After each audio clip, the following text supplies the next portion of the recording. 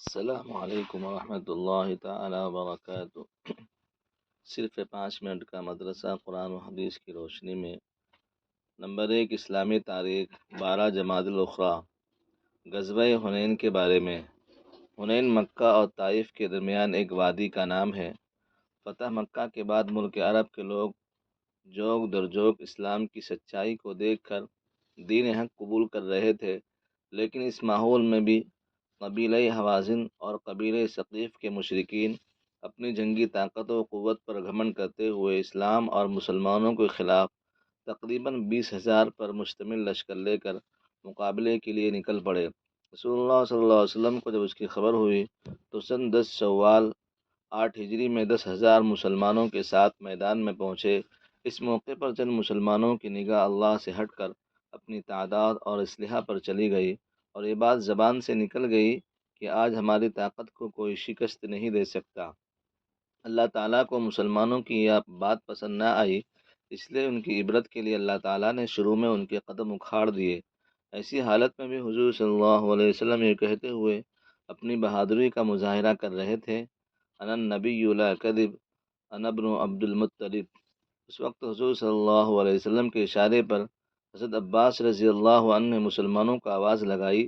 چنانچہ آواز سنتے ہی مسلمان آپ صلی اللہ علیہ وسلم کے ارد گرد جمع ہو گئے، اور پھر دیکھتے ہی دیکھتے شکست فتح اور نصرت میں تبدیل ہو گئی۔ نمبر 2، حضور کا معجزہ۔ ایک پیالے کھانے میں برکت۔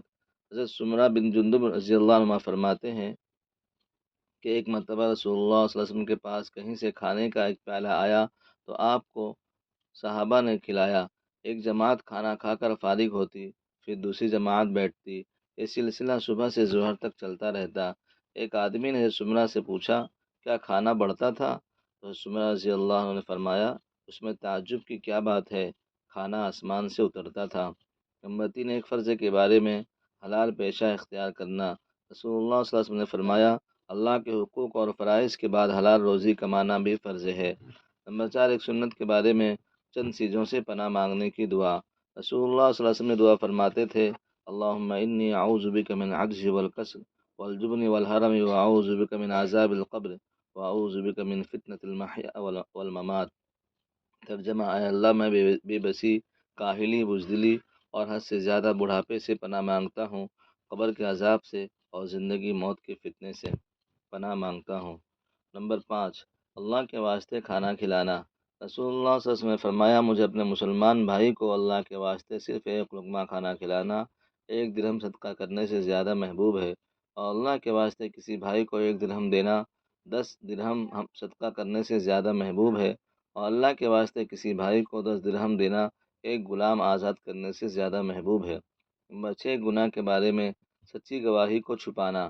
قرآن میں اللہ تعالیٰ فرماتا ہے، تم گواہی مت چھپایا کرو، اور جو شخص اس گواہی کو چھپائے گا تو بلا شبہ اس کا دل گنہگار ہوگا، اور اللہ تعالیٰ تمہارے کیے ہوئے کاموں کو خوب جانتا ہے۔ نمبر 7، دنیا کے بارے میں دنیا چاہنے والوں کا انجام۔ قرآن میں اللہ تعالیٰ فرماتا ہے، جو کوئی دنیا ہی چاہتا ہے تم اس کو دنیا میں جتنا چاہتے ہیں جلد دے دیتے ہیں، پھر ہم اس کے لیے دوزخ مقرر کر دیتے ہیں، اس میں ایسے لوگ قیامت کے دن ذلت و رسوائی کے ساتھ ڈھکیل دیے جائیں گے۔ نمبر 8، آخرت کے بارے میں قبر کا عذاب برحق ہے۔ رسول اللہ صلی اللہ علیہ وسلم 2 قبروں کے قریب سے گزرے، آپ نے فرمایا، ان 2 قبر والوں کو عذاب ہو رہا ہے، انہیں کسی بڑے گناہ کی وجہ سے عذاب نہیں دیا جا رہا، ان میں سے ایک تو پیشاب کے چھینٹوں سے نہیں بچتا تھا اور دوسرا چغلی کرتا تھا۔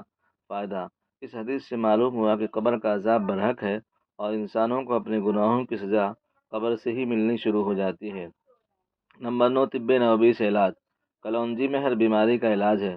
رسول اللہ صلی اللہ علیہ وسلم نے فرمایا، تم اس کلونجی کو استعمال کرو کیونکہ اس میں موت کے علاوہ ہر بیماری کی شفا موجود ہے۔ فائدہ، علامہ ابن قیم رحمۃ اللہ علیہ فرماتے ہیں کہ اس کے استعمال سے افارہ یعنی پیٹ پھولنا ختم ہو جاتا ہے، بلغمی بخار کے لیے نفع بخش ہے۔ اگر اس کو پیس کر شہد کے ساتھ معجون بنا لیا جائے اور گرم پانی کے ساتھ استعمال کیا جائے تو گردے اور مثانے کی پتھری کو گلا کر نکال دیتی ہے۔ نمبر 10، نبی صلی اللہ علیہ وسلم کی نصیحت۔ رسول اللہ صلی اللہ علیہ وسلم نے فرمایا، حضرت معاذ رضی اللہ عنہ کے یمن بھیجتے ہوئے وقت فرمایا، مظلوم کی بد دعا سے بچنا، کیونکہ اس کے اللہ کے درمیان کوئی پردہ نہیں ہوتا، یعنی مظلوم کی دعا بلا روک ٹوک اللہ کے دربار میں پہنچ کر قبول ہوتی ہے۔ اللہ تعالیٰ ہم سب کو عمل کی توفیق عطا فرمائے۔